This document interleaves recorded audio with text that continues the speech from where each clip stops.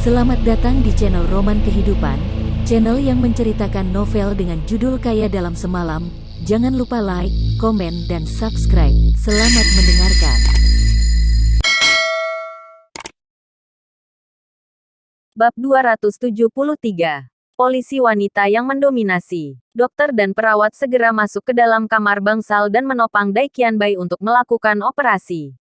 Qin Lang, kamu. Dai Qianbai sangat terkejut. Qin Lang tidak pergi, melainkan dia pergi untuk memanggil dokter. Kakak Dai, jangan katakan apapun sekarang. Lakukan operasimu dulu, kata Qin Lang sambil menatap Dai Qianbai. Qin Lang merasa sangat marah setelah dia mengetahui bahwa pihak rumah sakit tidak melakukan operasi pada Dai Qianbai yang tidak punya uang. Kemudian Qin Lang segera pergi ke ruang rawat jalan di lantai bawah dan meminta perawat mencari dokter bedah terbaik di rumah sakit ini untuk melakukan operasi pada Dai Qianbai. Dia memiliki selembar kartu bank yang diberikan oleh keempat gadis angin bunga. Salju Rembulan dan Qin Lang langsung membayar biaya operasinya. Kemudian pihak rumah sakit segera mengirim dokter dan perawat kemari. Qin Lang dan Dai Qianliu merasa lega setelah melihat Dai Qianbai didorong masuk ke dalam ruang operasi. Kemudian mereka berdua duduk di deretan kursi di koridor. Saat ini, hati Dai Qianliu penuh dengan rasa terima kasih terhadap Qin Lang. Kakak Qin Lang, terima kasih telah menyelamatkan kakakku. Kamu tenang saja. Aku pasti akan mengembalikan uangmu ke depannya. Dai Qianliu menatap Qin Lang dengan rasa gembira di matanya yang cerah. Tidak perlu. Kakak Dai adalah saudaraku dan aku harus membantunya. Bagiku, uang itu bukanlah uang besar. Kamu jangan ambil hati. Yang paling penting sekarang adalah kakak Dai baik-baik saja, kata Qin Lang sambil tersenyum. Aku tahu bahwa kamu melakukannya demi kebaikan kami. Kamu dan kakakku adalah satpam. Gaji kalian selama sebulan adalah 5.000 yuan. Bagaimana bisa kamu punya banyak uang? Tenang saja. Aku pasti akan mengembalikan uang ini padamu. Aku bersumpah padamu di sini, kata Dai Qianliu dengan sungguh-sungguh. Qin Lang telah membantu mereka dan pastinya dia akan mengembalikannya. Jika tidak, itu akan sangat menyakiti hati Qin Lang. Mari kita bicarakan nanti, kata Qin Lang sambil tersenyum kecut.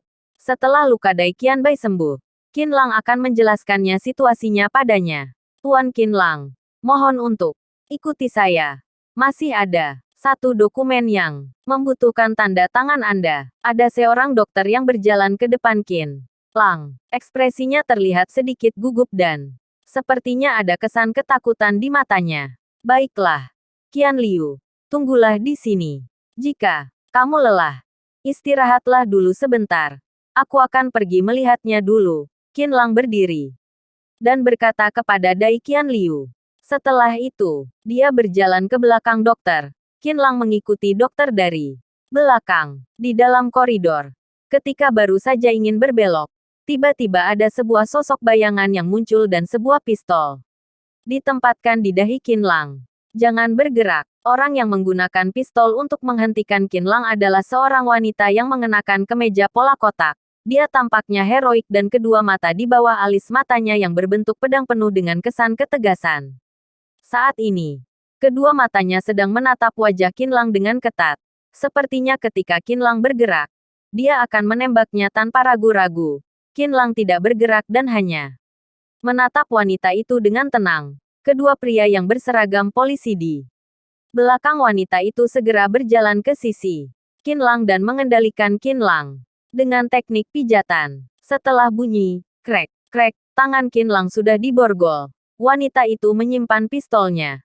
Kemudian kedua polisi itu menyelidiki seluruh tubuh Qin Lang dan melapornya pada wanita itu. Kapten, tidak ada pistol di tubuhnya. Qin Lang, kamu dicurigai telah menembak Tuan Muda Fang Zheng dari grup Wei Hui. Kami akan membawamu kembali ke kantor polisi untuk interogasi, kata wanita itu sambil menatap Qin Lang setengah jam yang lalu. Kantor polisi cabang luar di Yanjing telah menerima laporan dari Song Yi bahwa Qin Lang sebagai satpam dari Universitas Yanjing dan Cheng Meng telah menembak Fang Zheng di dalam vilanya Fang Zheng dan meminta pihak kepolisian segera menangkap pembunuh itu. Setelah Wang Chen menerima laporannya, dia membawa kedua rekannya Kemudian segera menemukan posisi Qinlang dengan teknologi tinggi dan datang ke rumah sakit untuk menangkapnya, agar tidak melukai orang lain. Wang Chen meminta dokter untuk menipu Qinlang kemari dan menangkap Qinlang dalam satu gerakan. Bu polisi, aku tidak menembak Fang Zheng. Masalahnya tidak ada hubungannya denganku. Cheng Meng sendiri yang melakukan semuanya, kata Qinlang. Kamu masih melemparkan tanggung jawab pada orang lain saat ini. Wang Chen melirik Qinlang dengan jijik. Menurut pengalamannya dalam penanganan kasus sebelumnya, semakin tersangka mengabaikan tanggung jawabnya, semakin besar kemungkinan dia yang melakukan kejahatan. Kakak Qin, mengapa kamu? Daiqian Liu berlari kemari. Setelah melihat Qinlang yang telah diborgol oleh kedua polisi, dia menjadi cemas. Bu polisi, mengapa kalian menangkap kakak Qin? Dia adalah orang baik. Apakah kalian sudah salah? Kamu tenang saja. Jika dia tidak bersalah, aku akan membebaskannya secara utuh. Tetapi jika dia benar-benar telah melanggar hukum, aku secara pribadi juga akan mengirimnya masuk ke dalam penjara, kata Wang Chen kepada Daiqian Liu. Kemudian dia melihat ke arah kedua polisi itu dan berkata bahwa dia keluar. Baik, jawab dari kedua polisi itu dan menahan Qinlang keluar. Kakak Qin, setelah melihat Qinlang yang dibawa pergi oleh polisi, Daiqian Liu merasa sangat khawatir. Tetapi dia tidak bisa berbuat apa-apa.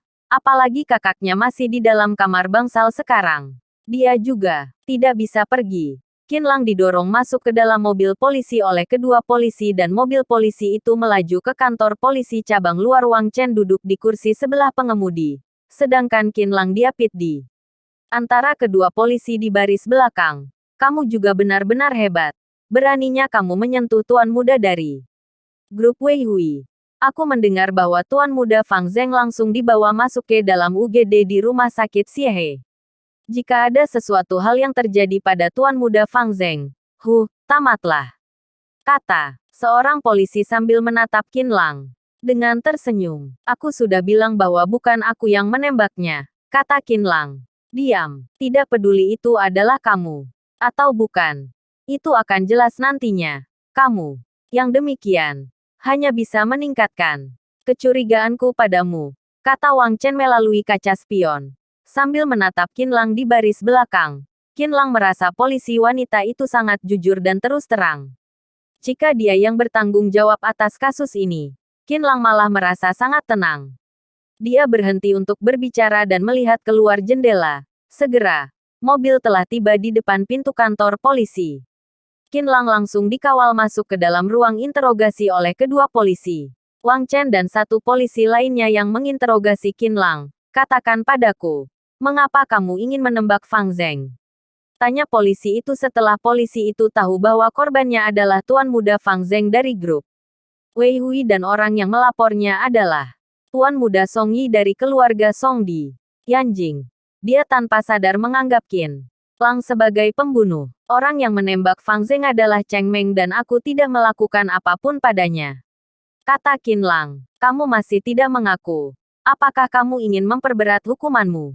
Aku menyarankanmu untuk mengakuinya dengan jujur bahwa kamu yang melakukannya, kata polisi itu sambil memelototi Qinlang. Polisi itu ingin memahami kasus ini secepat mungkin, agar tidak menimbulkan ketidakpuasan dari Fang Zheng dan Song Yi. Lucong. Jangan bawa emosi pribadimu ke ruang interogasi, kata Wang Sembilan Chen sambil menatap polisi itu. Cara untuk menangani kasus bukanlah seperti ini, Kapten. Sudah jelas bahwa dia yang melakukannya. Dia sedang berdalih, kata polisi itu dengan sedikit emosi. Kamu tidak cocok untuk menangani kasus ini sekarang. Keluarlah dulu untuk merokok dan menenangkan dirimu. Tidak apa-apa jika kamu ingin kembali untuk beristirahat. Aku sendiri yang bertanggung jawab atas kasus ini, kata Wang Chen, sambil menatap polisi itu. Tatapannya tegas, tanpa adanya jejak kelembutan dari wanita. Apakah maksudmu aku tidak profesional dalam menangani kasus ini, kata polisi itu sambil menatap Wang Chen dengan tidak senang. Lia, aku perintahkanmu untuk keluar sekarang. Wang Chen tidak punya waktu untuk berbicara omong kosong dengannya. Kemudian dia langsung menunjuk ke arah pintu dan nada bicaranya tidak perlu diragukan lagi. Polisi itu menatap Wang Chen dan kelopak matanya sedang gemetar. Tetapi dia masih tidak berani untuk melanggar perintah dari Wang Chen. Menurut sedikit informasi di dalam kantor polisi, Wang Chen adalah keturunan dari keluarga terkenal. Bahkan, kepala polisi pun merasa sedikit takut pada Wang Chen. Dia yang sebagai petugas polisi pun tidak berani untuk bersikap tidak sopan padanya. Polisi itu berdiri dan meninggalkan ruang interogasi dengan marah.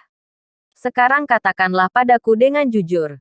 Apa yang terjadi dalam masalah ini? Tanya Wang Chen sambil menatap Qinlang. Begini Qinlang memilah-milah ucapannya dan memberitahu Wang Chen tentang kejadian dari sore ini hingga malam ini. Menurut kata-katamu, apakah Cheng Meng sendiri yang menembak Fang Zheng? Wang Chen berhenti untuk merekamnya. Lalu, bertanya pada Qinlang sambil menatapnya. Benar, di tempat kejadian sana pasti ada pistol itu dan pistol itu ada sidik jari aku, Fang Zheng dan Cheng Meng. Tetapi di bagian pelatuknya hanya ada sidik jari Fang Zheng dan Cheng Meng, yang bisa membuktikan bahwa aku tidak ada menembaknya, kata Qinlang. Ketika di dalam villa, dia mengambil pistol dari tangan Fang Zheng dan tidak menyentuh pelatuknya, agar pihak kepolisian tidak menyelidikinya. Kami telah mengirim orang ke villa Fang Zheng untuk mengumpulkan buktinya. Tidak peduli apakah itu seperti yang kamu katakan atau tidak. Kami masih perlu memeriksanya, kata Wang Chen. Tetapi aku harus memberitahumu bahwa menurut gambaranmu tadi, di dalam villa, setelah kamu merebut pistol Fang Zheng, kamu sudah tidak menerima ancaman lagi. Tetapi kamu malah memaksa Cheng Meng untuk menembak Fang Zheng. Tingkah lakumu sudah merupakan sebuah kejahatan atas menghasut orang lain untuk melakukan kejahatan dan kami juga harus menangkapmu, kata Wang Chen dengan sungguh-sungguh. Polisi Wang Fang Zheng yang menghasut Cheng Meng untuk membunuhku dan Dai Qianbai terlebih dahulu. Setelah Cheng Meng ditaklukkan olehku, aku meminta dia untuk membawaku pergi ke rumah Fang Zheng. Kemudian dia mengeluarkan pistolnya dan hendak menembakku lagi. Dia sudah 2 kali menginginkan nyawaku dan aku mengancam Cheng Meng untuk menembaknya. Seharusnya itu termasuk tindakan pembelaan diri, kata Qinlang dengan bingung. Ini bukan pembelaan diri. Aku bisa memberitahumu dengan jelas bahwa kamu sedang melanggar hukum atas memaksa orang lain untuk melakukan kejahatan, kata Wang Chen dengan tegas. Pada saat yang bersamaan, aku meragukan pernyataanmu. Menurut informasi yang kumiliki, Cheng Meng pernah meninju di bawah tanah. Apakah kamu benar-benar bisa menaklukkannya? Dan juga, Cheng Meng dan Fang Zheng menembakmu dengan pistol. Apakah kamu telah menghindar 2 kali dari tembakannya? Kedengarannya seperti fantasi, kata Wang Chen sambil menyeringai. Aku sudah bilang bahwa aku tidak berbohong, kata Qinlang. Tidak peduli itu benar atau tidak. Hasilnya akan segera keluar. Interogasi untuk hari ini sampai di sini dulu. Kami perlu menahanmu sampai kebenaran dari kasus ini sudah keluar, kata Wang Chen sambil menutup kertas interogasi. Wang Chen berdiri. Ketika dia melihat Qinlang juga berdiri, matanya berkedip dan tangan kanannya tiba-tiba mengeluarkan pisau tangan yang hendak akan mengenai leher Qinlang. Qinlang sedikit terkejut dan segera menundukkan kepalanya untuk menghindari pisau Wang Chen. Wang Chen tidak menyangka bahwa Qinlang bisa menghindarnya dan tidak tahan untuk merasa kagum pada Qinlang. Kemudian, Wang Chen hendak akan meninju wajah Qinlang. Wang Chen pasti akan berhasil dengan tinjunya ini. Tetapi Qinlang tiba-tiba berbalik ke samping dan tinjunya Wang Chen melewati hidung Qinlang. Setelah itu, Qinlang menempelkan pinggulnya ke meja interogasi dan meja interogasi itu menabrak paha Wang Chen. Aduh! Wang Chen menjerit kesakitan dan mundur 2 langkah. Maaf. Qinlang juga merasa bersalah setelah melihat Wang Chen menjerit kesakitan. Wang Chen awalnya ingin mencoba apakah Qinlang benar-benar seperti yang 9 dia katakan atau tidak. Bahwa dia benar bisa menaklukkan Cheng Meng. Tetapi, Qinlang yang tangannya diborgol masih begitu hebat. Wang Chen terlahir untuk menjadi kuat. Saat ini, dia yang ingin menang menjadi terangsang. Dia mengangkat kedua tinjunya, lalu bergegas meninju hidung Qinlang. Menurut Qinlang, keterampilan Wang Chen terlalu lemah. Dia berbalik dengan fleksibel, lalu menghindari tinju Wang Chen dan tiba di depan Wang Chen. Wang Chen mengangkat lututnya dan ingin menghantam bagian bawah tubuhnya Qin Lang. Sedangkan Qin Lang juga mengangkat kaki kanannya secara bersamaan, yang jauh lebih cepat daripada Wang Chen. Dia menjepit kaki Wang Chen dan kakinya Wang Chen menjadi tidak bisa bergerak. Wang Chen menjadi marah dan ingin menarik kakinya keluar. Tetapi tak terduga bahwa tubuhnya kehilangan keseimbangan dan jatuh ke belakang. Qin Lang juga tertarik olehnya dan menimpa tubuhnya Wang Chen. Wang Chen bersandar di atas meja interogasi. Sedangkan Qin Lang tidak tahan dengan kakinya dan menimpa tubuh Wang Chen. Kemudian Qin Lang secara kebetulan mencium bibirnya Wang Chen. Bab 274. Semuanya terkendali. Saat ini, Qin Lang dan Wang Chen tercengang. Wajah dari keduanya hanya berjarak 10 cm. Mereka bahkan bisa merasakan nafas dari satu sama lain. Wang Chen menatap Qin Lang. Kedua matanya sedikit bergetar dan pikirannya menjadi kosong. Saat ini, pintu ruang interogasi tiba-tiba terbuka. Setelah kedua polisi itu mendengar gerakan di dalam ruang interogasi, mereka langsung bergegas masuk ke dalam. Mereka berdua awalnya mengira Qin Lang ingin memukul Wang Chen dan kemudian melarikan diri. Tetapi tak terduga bahwa mereka telah melihat adegan yang seperti itu. Bagaimana bisa mereka berdua berada dalam postur yang begitu ambigu sekarang? Saat ini, Wang Chen baru saja kembali sadar. Dia segera mendorong Qin Lang menjauh dan berdiri dengan tegak.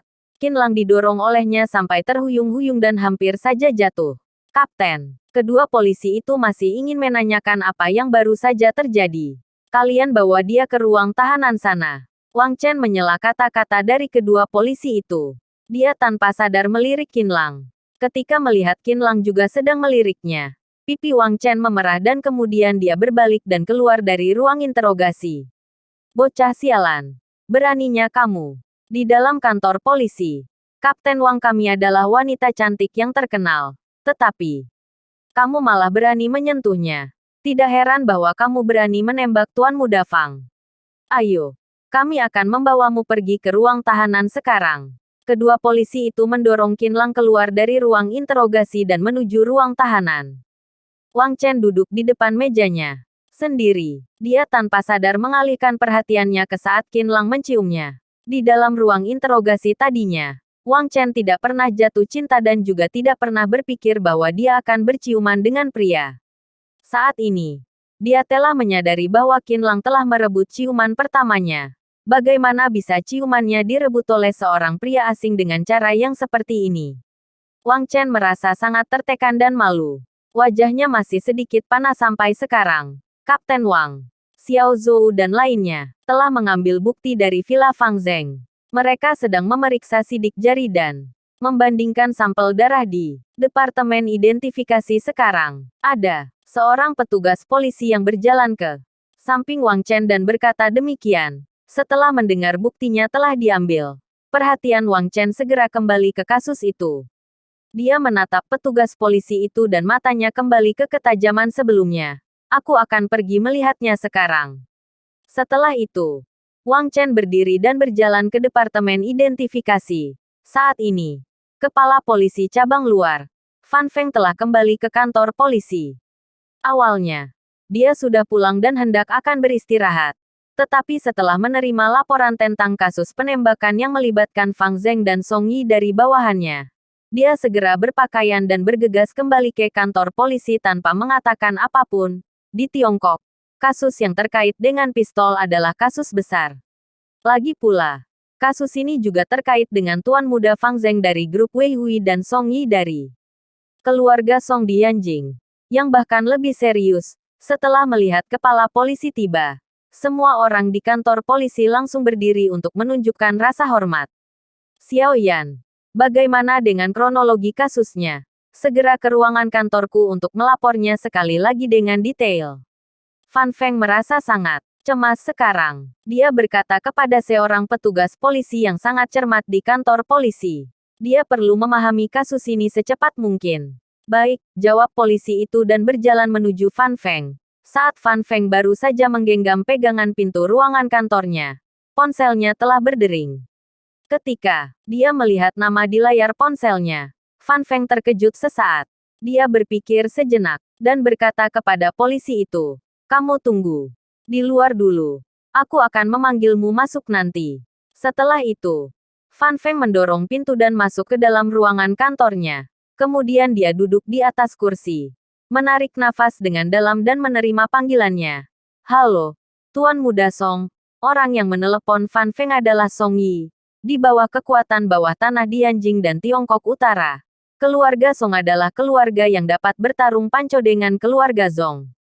Jika dibandingkan dengan keluarga Zhong, keluarga Song juga memiliki kelebihannya sendiri, yaitu Song Zongping, kepala keluarga Song dan juga ayahnya Song Yi. Dia sebagai seorang pejabat, bahkan pangkatnya jauh lebih tinggi daripada wali kota Yanjing. Identitas ini juga telah menentukan bahwa keluarga Song memiliki kekuatan yang sangat kuat dalam koneksi birokrasi. Di depan keluarga Song, Fan Feng yang sebagai kepala polisi cabang juga termasuk seekor belalang yang sedikit lebih besar. Halo, Kepala Polisi Fan. Sepertinya kamu sudah memahami kasus adik sepupuku bukan? Saat ini, Song Yi sedang berada di rumah sakit. Sambil menunggu Fang Zheng keluar dari UGD, Tuan Muda Song. Aku baru saja mendapatkan gambaran kasarnya sekarang. Aku akan memahaminya lebih lanjut nanti. Kata Fan Feng dengan jujur. Tidak perlu lagi. Aku bisa memberitahumu dengan jelas sekarang. Bahwa kakinya adik sepupuku ditembak oleh Qin Langda dan Cheng Meng. Mereka berdua memiliki niat untuk membunuh secara disengaja. Aku telah mendapatkan kabar bahwa kalian telah menangkap Qin Lang. Aku berharap kalian bisa menghukumnya sesegera mungkin dan menghukumnya dengan hukuman yang paling terberat. Kata Song Yi. Rencananya adalah membiarkan Qin Lang tinggal di penjara dulu. Kemudian dia akan memiliki banyak kesempatan untuk membunuh Qin Lang. Membunuh seseorang di dalam penjara bukanlah masalah baginya. Setelah Fan Feng mendengar kata-kata Song Yi, dia telah mengerti bahwa pasti ada sesuatu yang salah di dalamnya. Mengapa Song Yi harus membunuh kedua orang itu? Ada apa? Apakah kamu ada masalah? Ketika Song Yi tidak mendengar respon dari Fan Feng, dia bertanya dengan dingin. Tidak. Tidak ada masalah. Tidak ada masalah. Fan Feng terkejut sampai hatinya bergetar dan segera berkata demikian. Baguslah. Aku berharap agar bisa mendengar kabar Qin Lang yang dijatuhi hukuman penjara secepat mungkin. Selain itu, kalian masih belum menangkap Cheng Meng bukan? Aku pikir dia mungkin saja mati di suatu tempat. Saat itu, setelah kalian menemukan mayatnya, segera kremasi tubuhnya. Kata Song Yi lagi. Baik. Dimengerti. Kata Fan Feng. Tetapi dia merasa bahwa masalah ini menjadi semakin rumit. Oke. Kepala Polisi Fan. Aku tidak mengganggu pekerjaanmu lagi. Sampai jumpa. Setelah itu, Song Yi menutupi panggilannya. Setelah menutupi panggilannya, Fan Feng memanggil polisi itu tadi untuk masuk ke dalam dan mendengar semua informasi yang dipegang oleh polisi saat ini. Saat ini, Fang Zheng telah didorong keluar dari UGD di rumah sakit Xiehe Dianjing. Kedua orang tuanya Fang Zheng telah datang ke sini sebelumnya. Mereka bertanya kepada dokter dengan cemas. Dokter, bagaimana kondisi kaki anakku? Ayah Fang meraih jas putih dokter dan bertanya dengan gelisah. Tuan Muda Fang. Dokter perlahan menggelengkan kepalanya dan berkata dengan jujur. Kami telah mengeluarkan 3 peluru dari kaki Tuan Muda Fang. Peluru itu telah merusak jaringan otot Tuan Muda Fang secara total. Meskipun sudah sembuh total, Tuan Muda Fang juga sudah lumpuh dalam kemampuan berjalannya. Apa? Dasar kalian dokter sialan. Mengapa tidak menyembuhkan anakku sepenuhnya? Ayah Fang menendang dokter ahli bedah itu ke tanah dan lanjut menendangnya beberapa kali. Yang membuat dokter itu menutupi perutnya sambil menjerit kesakitan. Ayah Fang mengutuknya. Jika anakku lumpuh ke depannya, aku akan langsung meminta rumah sakit kalian untuk memecatmu. Hah, tidak. Aku tidak ingin menjadi orang lumpuh. Lebih baik aku mati daripada hidup dengan kondisi yang lumpuh. Setelah Fang Zheng yang terbangun mendengar kata-kata dokter, dia juga merasa penuh takut dan cemas. Anakku, tidak akan. Kakimu tidak bisa disembuhkan di sini. Karena kemampuan medis mereka tidak bagus. Ibu akan segera menghubungi rumah sakit besar di Amerika Serikat. Ibu tidak akan membiarkanmu lumpuh. Elbunya Fang Zheng memeluk Fang Zheng dan berkata sambil menghiburnya. Fang Zheng didorong masuk ke dalam kamar bangsal VIP. Ayah Fang, Elbu Fang dan Song Yi sedang menemani Fang Zheng di dalam kamar bangsal. Kedua bajingan itu telah membuatku lumpuh. Aku ingin mereka mati. Fang Zheng berbaring di atas ranjang bangsal dan matanya penuh dengan kebencian. Kakak sepupu, kamu harus membantuku untuk membunuh kedua bajingan itu. Aku merasa tidak senang untuk melakukan apapun sekarang. Setelah aku mendapatkan kabar mereka yang sudah mati, hatiku baru bisa merasa lega. Kata Fang Zheng sambil menatap Song Yi. Song Yi, aku lihat kamu sudah menelepon kepala polisi tadi. Apakah kamu sudah punya rencana? Tanya El Bu Fang. Dia adalah bibi Song Yi yang ketujuh. Ayah Fang juga mengalihkan pandangannya pada Song Yi. Dia tahu bahwa keponakannya ini selalu melakukan sesuatu hal dengan cepat. Song Yi telah mengambil alih masalah ini dan Song Yi pasti akan memberikan sebuah jawaban yang memuaskan untuk mereka sekeluarga. Kalian tenang saja.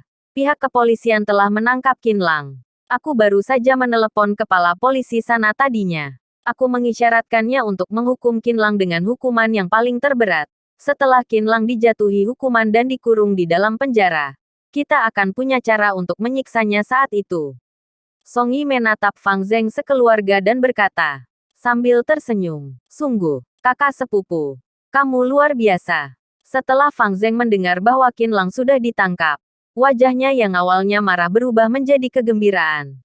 Dia berfantasi dan berkata, kakak sepupu, setelah anak itu dikurung di dalam penjara, dia akan disiksa oleh orang lain.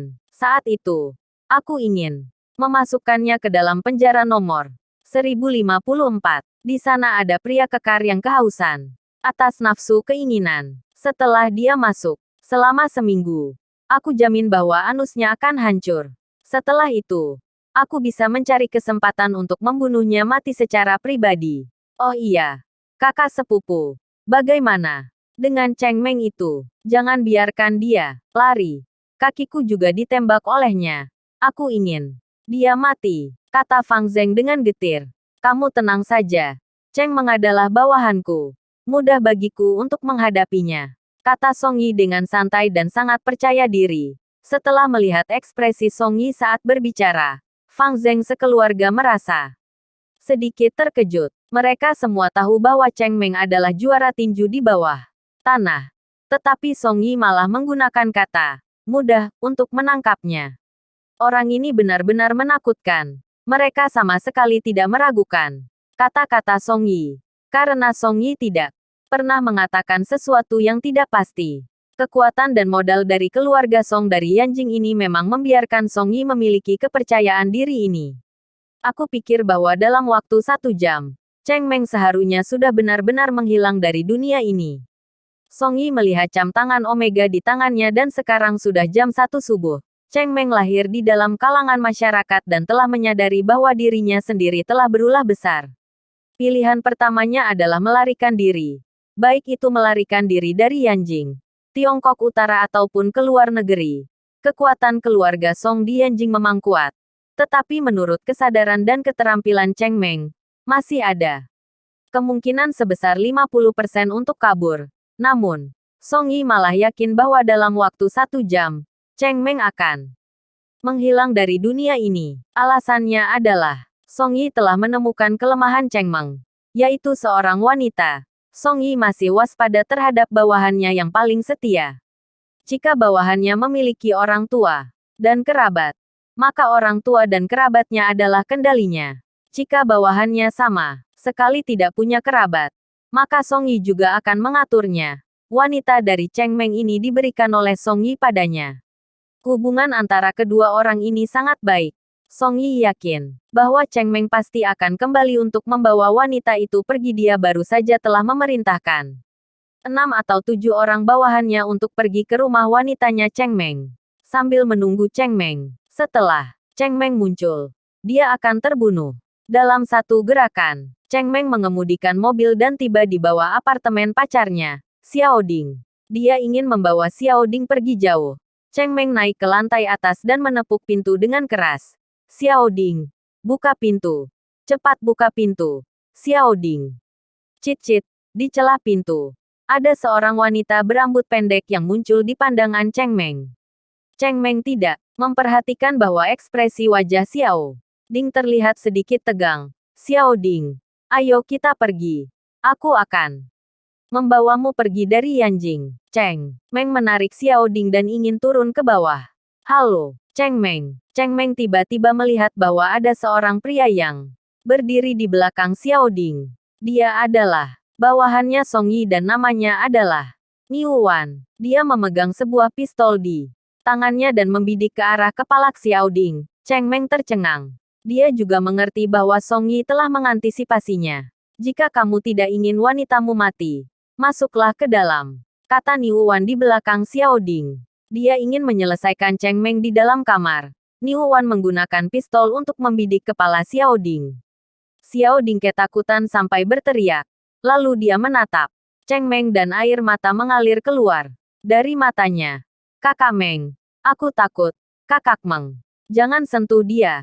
Aku akan masuk ke dalam. Cheng Meng mengangkat kedua tangannya dan berjalan perlahan ke dalam kamar selangkah demi selangkah. Bab 275. Majikan yang kejam. Brengsek. Setelah Cheng Meng masuk dan diperiksa oleh kedua orang lainnya untuk memastikan bahwa dia tidak membawa pistol, pantatnya ditendang oleh kedua orang itu sampai jatuh ke tanah. Kalian. Cheng Meng ingin segera berdiri. Dia menoleh dan menyadari bahwa dirinya sendiri telah dibidik oleh dua pistol. Selain Xiao Ding di dalam kamar, 6 orang lainnya adalah bawahan Song Yi. Kakak Meng kepala Xiao Ding dibidik oleh Niu Wan dengan pistol dan kondisi jiwanya sudah hancur. Saat dia menatap Cheng Meng, matanya penuh dengan air mata yang tidak ada habisnya. Cheng Meng menatapnya dengan suasana hati yang sangat tertekan. Dia hanya ingin Xiao Ding baik-baik saja sekarang.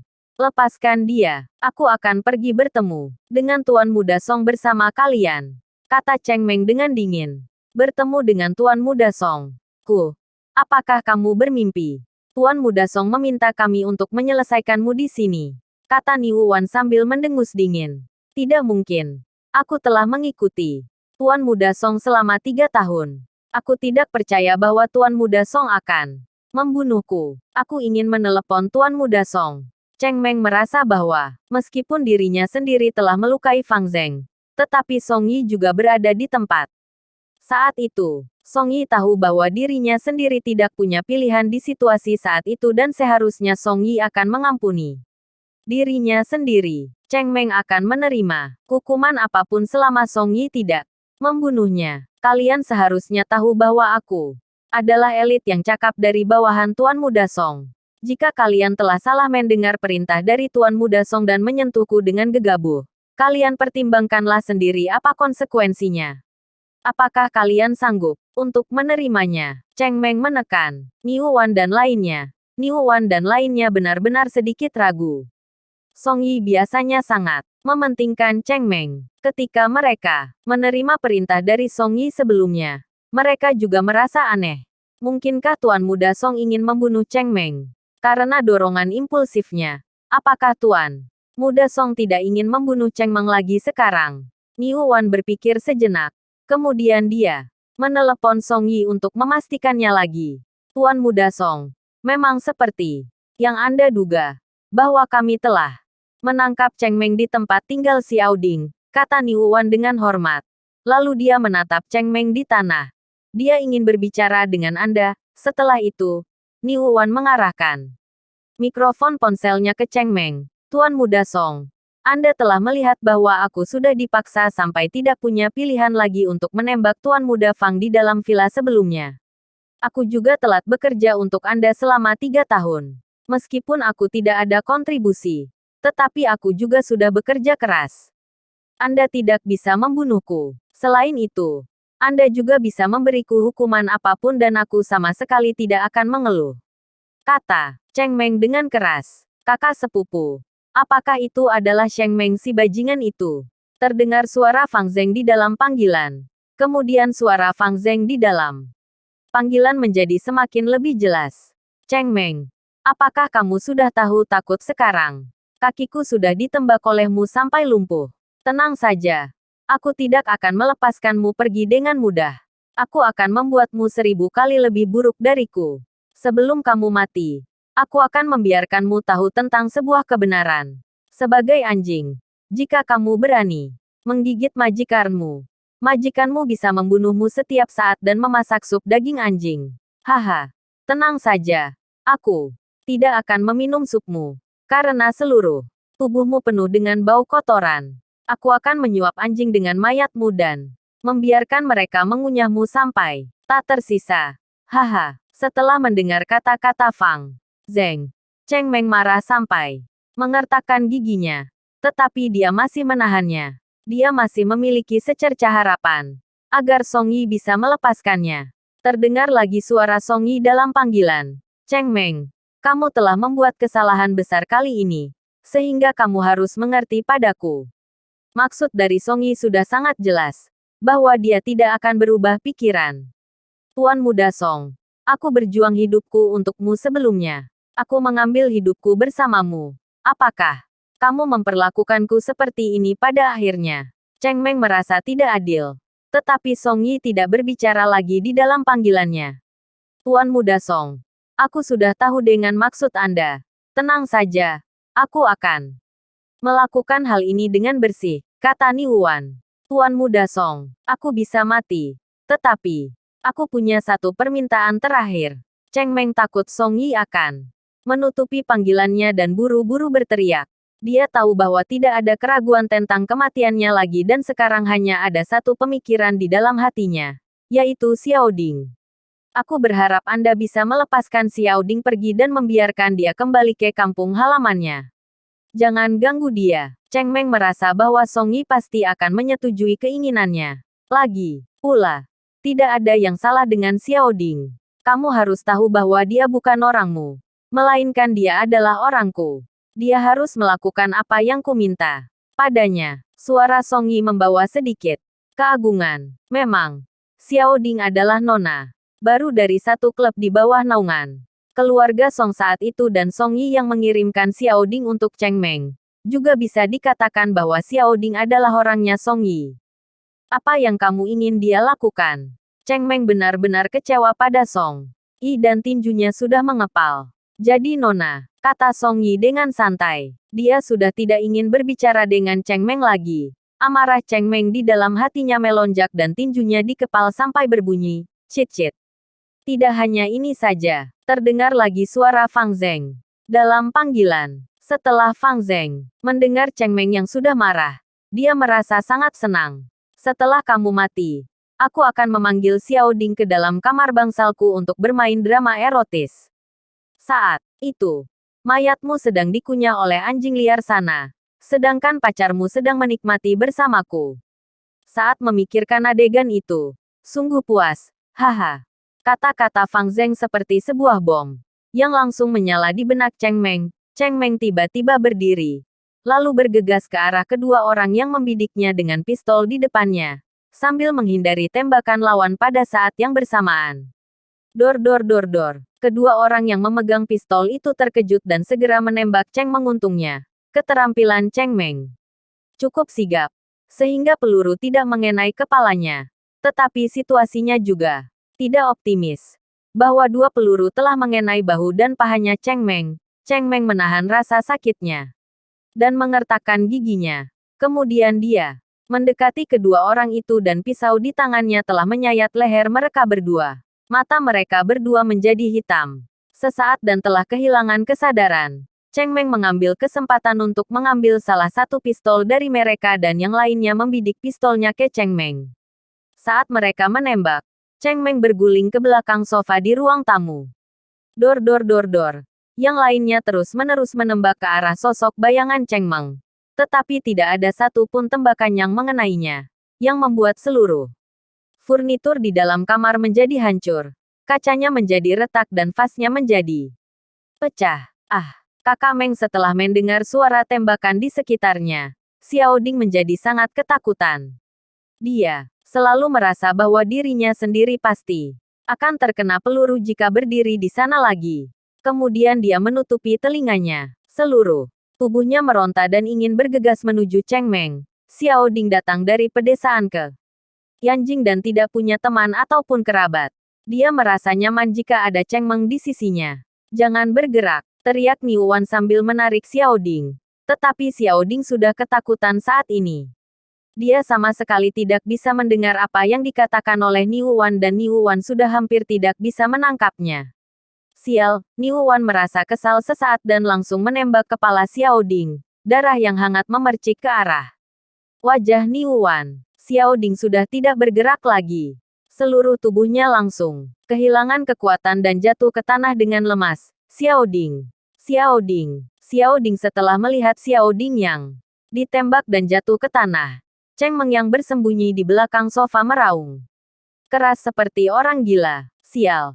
Aku ingin kalian semua menemaninya untuk dikubur bersama. Cheng Meng meraung marah. Dia meluncur ke samping dari belakang sofa. Pistol di tangannya terus-menerus menembak mereka. Dor dor dor dor. Cheng Meng langsung menembak 12 peluru dan yang lainnya menembak Cheng Meng dengan panik. Setelah itu, ada 3 orang bawahan langsung ditembak mati. Sedangkan lengan kanan Niu Wan ditembak oleh Cheng Meng dan pistol di tangannya jatuh dari tangannya. Pinggang Cheng Meng mengenai sekali tembakan lagi. Tetapi Cheng Meng mengandalkan keyakinannya sendiri dan masih bisa berdiri dengan tegak. Jangan mendekatiku. Niu Wan menutupi lengannya dan melihat pakaian Cheng Meng yang sudah diwarnai sampai merah. Cheng Meng menyeret kakinya yang terluka untuk berjalan mendekatinya. Ekspresinya yang dingin seperti tebing di musim dingin di bulan lunar ke-12.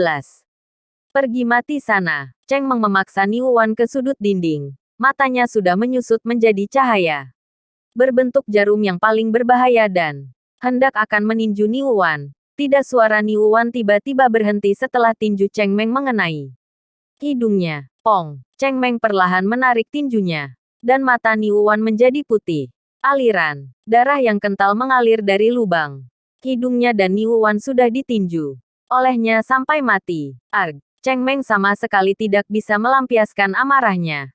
Kemudian dia berteriak keras dan menggerakkan tinjunya lagi. Dor dor dor dor. Sebuah tinju yang berat menghantam ke wajah Niu Wan seperti hujan es. Setelah 20 kali tinju, Cheng Meng baru saja berhenti. Tangannya berlumuran darah dan sisa daging. Sedangkan Niu Wan sudah ditinju sampai wajahnya hancur. Mulut dan hidungnya berdarah. Beberapa gigi tergantung di sekitar mulutnya dan wajahnya, yang terlihat sangat menakutkan. Ada apa ini? Ada suara yang bergema di dalam kamar. Cheng Meng perlahan menoleh ke belakang. Kemudian setelah mengikuti arah dari sumber suara itu, dia telah melihat bahwa ponsel Niu Wan terjatuh ke tanah dan panggilannya dengan Song Yi masih belum ditutup. Cheng Meng menyeret tubuhnya yang penuh dengan kemudian berpindah ke sisi ponsel selangkah demi selangkah dan perlahan mengambil ponselnya. Apa yang terjadi? Apakah Cheng Meng sudah diselesaikan? Terdengar suara Song Yi di dalam panggilan. Song Yi yang biasanya tenang juga mengungkapkan sedikit rasa cemasnya saat ini. Tuan muda Song, jawab Cheng Meng dengan pelan. Suaranya yang pelan membuat hati Song Yi sedikit bergetar. Tak terduga bahwa aku masih hidup. Mereka semua sudah dibunuh olehku. Sedangkan Xiao Dingku juga sudah mati. Ketika membicarakan tentang kematian Xiao Ding, suara Cheng Meng menjadi sedih. Matanya memerah dan ingus keluar dari hidungnya. Kemudian Cheng Meng meraung. Sekali lagi, tahukah kamu bahwa Xiao Ding yang kusayangi sudah mati? Kamu tenang saja. Aku pasti akan membalas kembali hutang darah ini. Mengapa jika kamu dari keluarga Song ataupun keluarga Fang? Aku Cheng Meng pasti akan membiarkan kalian membayar pengorbanannya. Hahaha. Cheng Meng menyeringai sesaat dan langsung melemparkan ponsel itu. Setelah Cheng Meng melemparkan ponsel itu, dia melihat ke arah Xiao Ding dan berpindah perlahan. Dia duduk di tanah dan membiarkan kepala Xiao Ding bertumpu pada pahanya sendiri. Cheng Meng mengusap rambut Xiao Ding dengan lembut dan bergumam. Xiao Ding, maafkan aku. Aku pernah bilang bahwa jika aku telah mendapatkan uang banyak, aku akan membawamu keliling dunia. Tetapi aku terlalu rakus dan uang yang kudapatkan masih kurang banyak, sehingga aku terus menolak. Sampai sekarang, kita yang ingin pergi juga tidak bisa pergi lagi. Cheng Meng seperti sedang mengobrol dengan Xiao Ding yang sudah tidur. Dia menopang kepala Xiao Ding dan mencium bibir Xiao Ding dengan lembut. Setelah menciumnya, wajah Xiao Ding berlumuran darah. Cheng Meng, aku akan membantumu untuk menyekanya. Cheng Meng segera menyeka wajah Xiao Ding dengan tangannya. Tetapi ada lebih banyak darah di tangannya. Dan wajah Xiao Ding telah berlumuran darah olehnya. Ketika Cheng Meng melihat penampilan Xiao Ding yang mati, kesedihan datang darinya. Kemudian dia tiba-tiba memeluk tubuh Xiao Ding dan menangis dengan keras. Ahuhu, suara tangisan itu mengguncang dunia, yang membuat orang tidak bisa menahannya. Saat ini, di dalam rumah sakit, ekspresi wajah Song Yi sangat muram. Dia bukan mengkhawatirkan tentang seberapa besar pengaruh Cheng Meng padanya, melainkan Cheng Meng hanyalah seorang bajingan sialan yang biasanya mengangguk dan membungkuk pada dirinya sendiri. Cheng Meng malah menggunakan nada bicara yang mengejek dan menertawakannya untuk berbicara dengannya. Hati Song Yi merasa sangat marah.